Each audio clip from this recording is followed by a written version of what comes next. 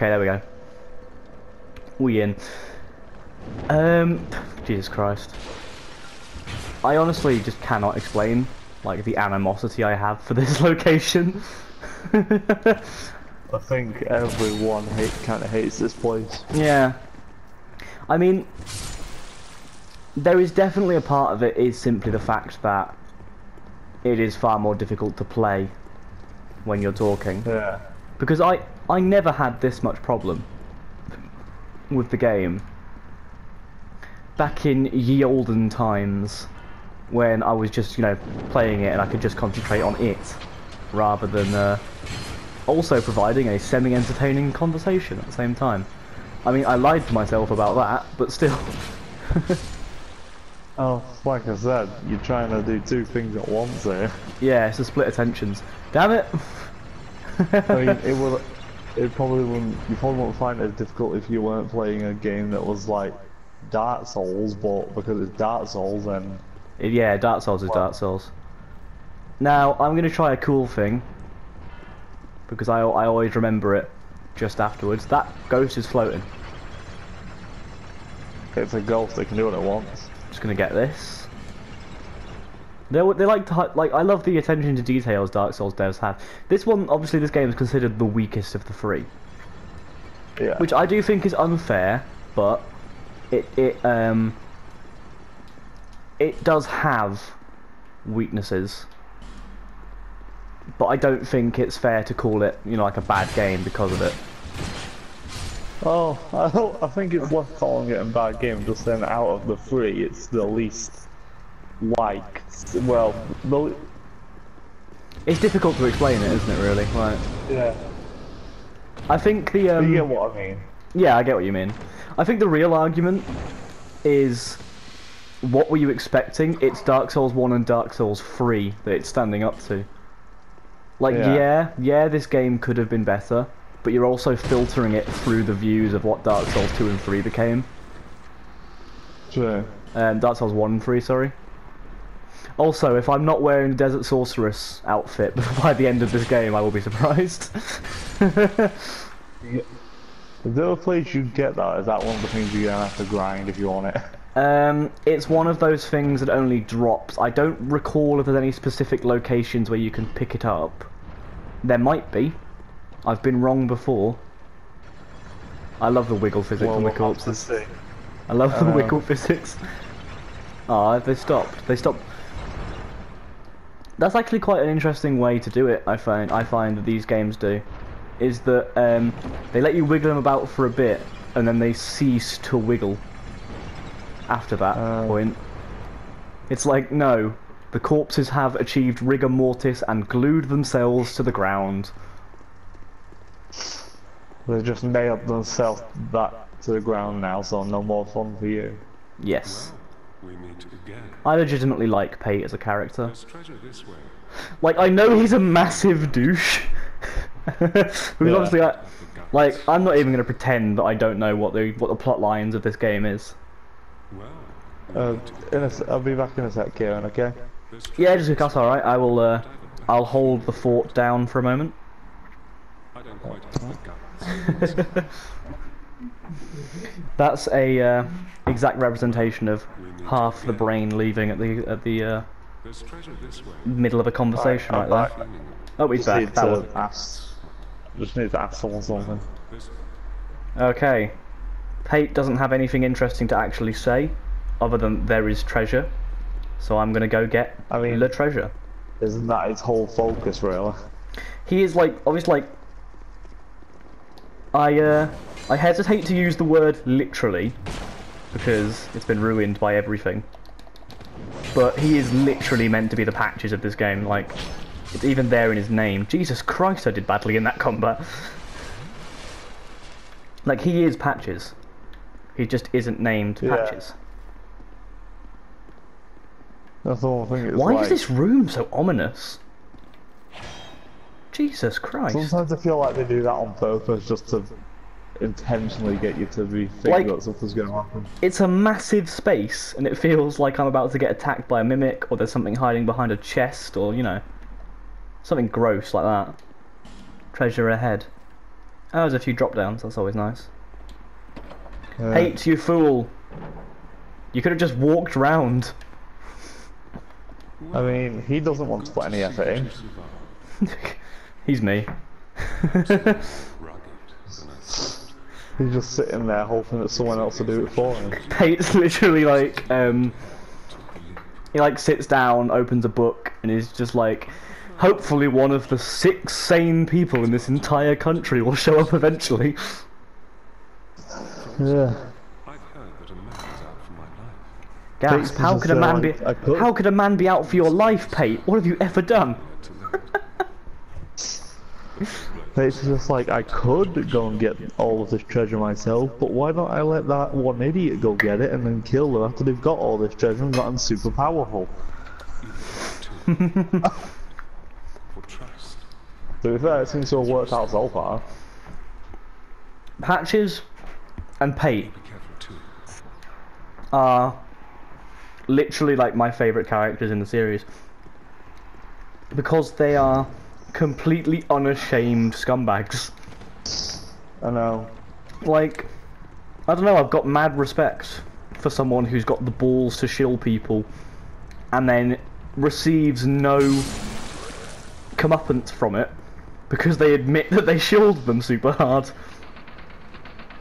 Usually because you're the first person who actually manages to avoid whatever their plan was, and then they're like, shit, I can't do anything now.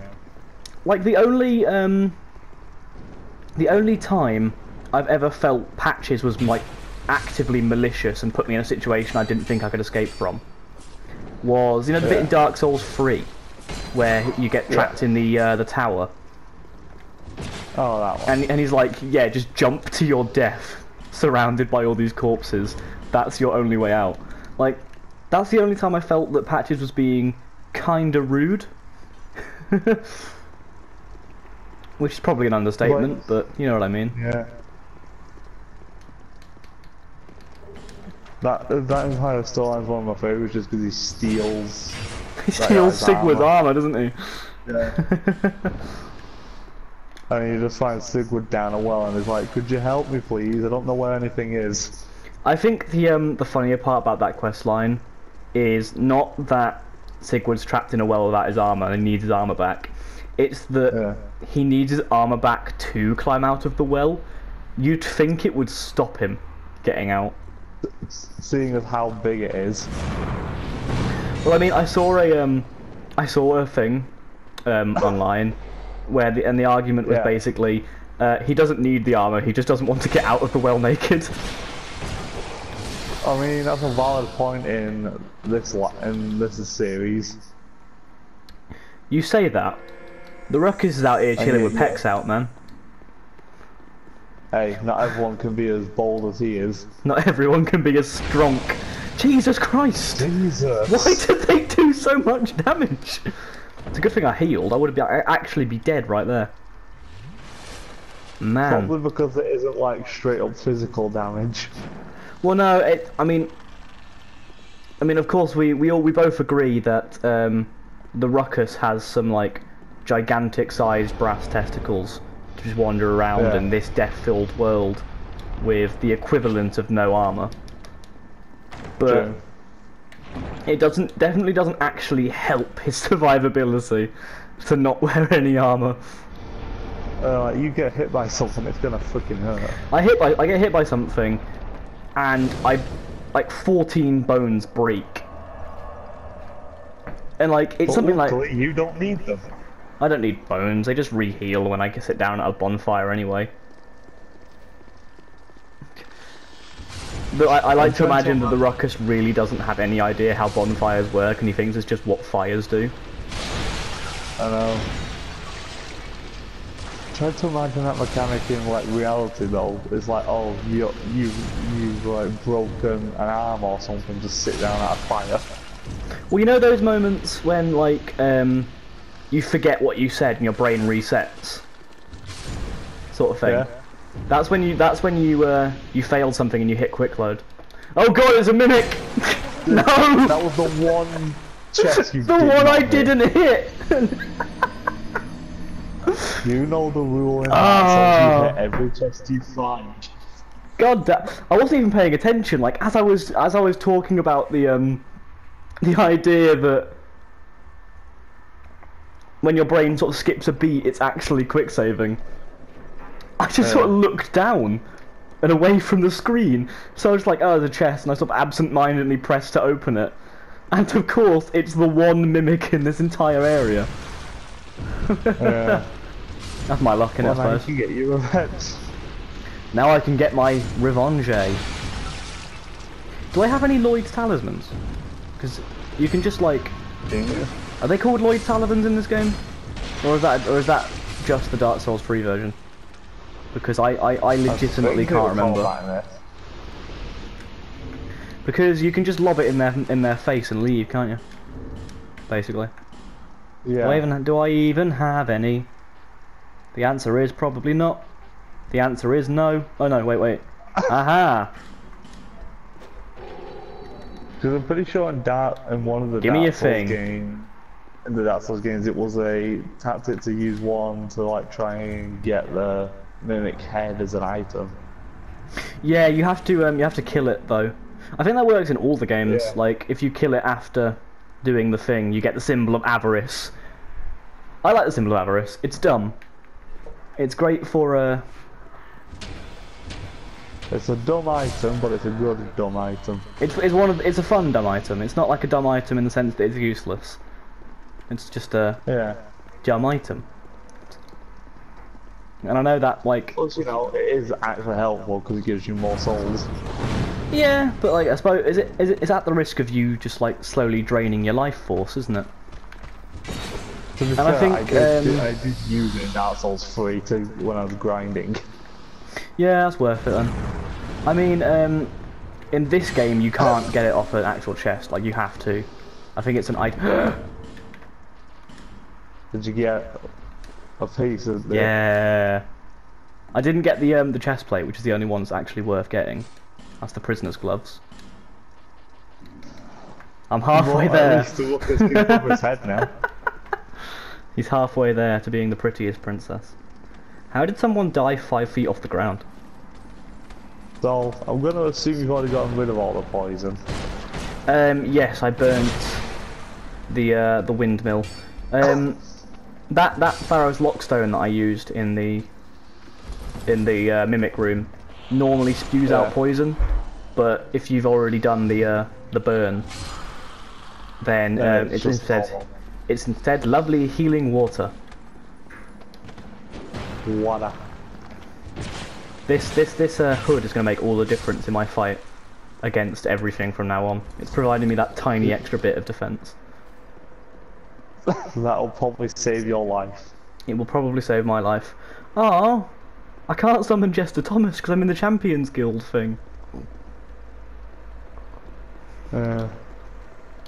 He's literally like this game's Tarkus.